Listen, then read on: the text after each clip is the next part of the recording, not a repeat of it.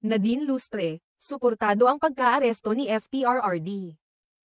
Si Nadine Lustre ay muling naging usap-usapan sa social media noong 13 ng Marso, nang mag-post siya ng isang larawan na may kinalaman sa pagkakaaresto kay dating Pangulong Rodrigo Duterte.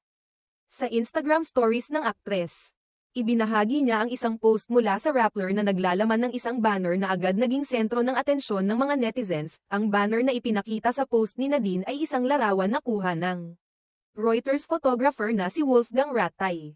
Sa larawan, makikita ang isang lalaki na may hawak na karatula na may nakasulat na, "Collect them all." Ang mga apelyido ni Duterte, Israeli Prime Minister Benjamin Netanyahu, at Russian President Vladimir Putin ay nakalista sa karatula.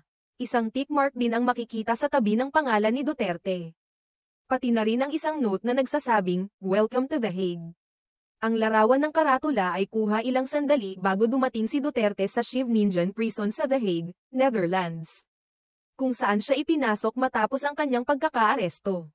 Ang banner na ito ay may malalim na kahulugan, kaya't agad itong naging viral sa social media.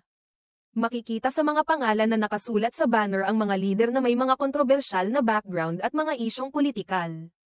Ang pagbibigay pansin sa mga pangalan ng mga ito, kasama na si Duterte, ay nagbigay ng impresyon ng isang seryosong mensahe na tumatalakay sa mga isyu ng international politics at human rights.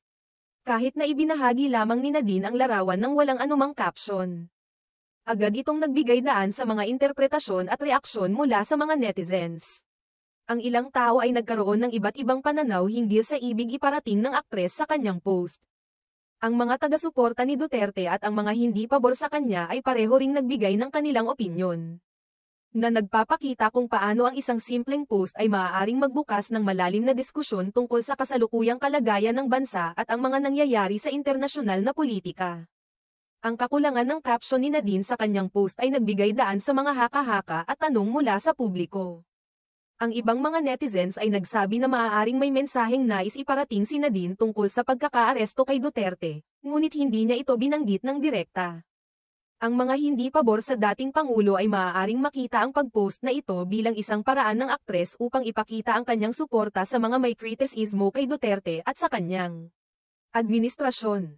Sa kabilang banda, may mga nagsabi naman na baka walang malalim na ibig sabihin ang post, at maaari lamang na siya ay nag-share ng isang imahe na nakita niya na interesting o makabuluhan. Samantala, may mga nagsabing ang post ni Nadine ay maaaring isang pahayag tungkol sa mga kasalukuyang isyu na kinasasangkutan ng mga lider ng ibang bansa tulad ni Netanyahu at Putin, na kapwa may mga isyong politikal at mga kontrobersyal na hakbang sa kanilang mga pamamahala.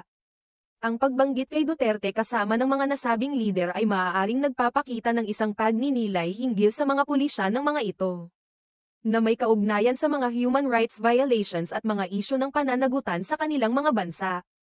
Ang pagkakaaresto kay Duterte at ang mga kontrobersya sa kanyang administrasyon ay patuloy na pinag-uusapan at sinusubaybayan hindi lamang sa Pilipinas kundi pati na rin sa buong mundo.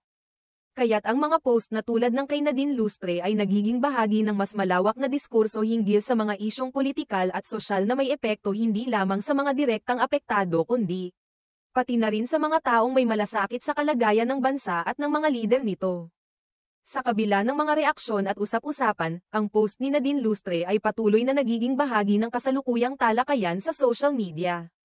Ipinapakita nito kung paano ang mga public figures at mga aktor, gaya ni Nadine, ay may kakayahang magbigay ng mga mensahe na may malalim na epekto sa kanilang mga taga-subaybay at kung paanong ang isang simpleng pagbabahagi ng larawan ay maaaring magbigay daan sa isang malawakang usapin tungkol sa mga isyu ng gobyerno, politika, at human rights.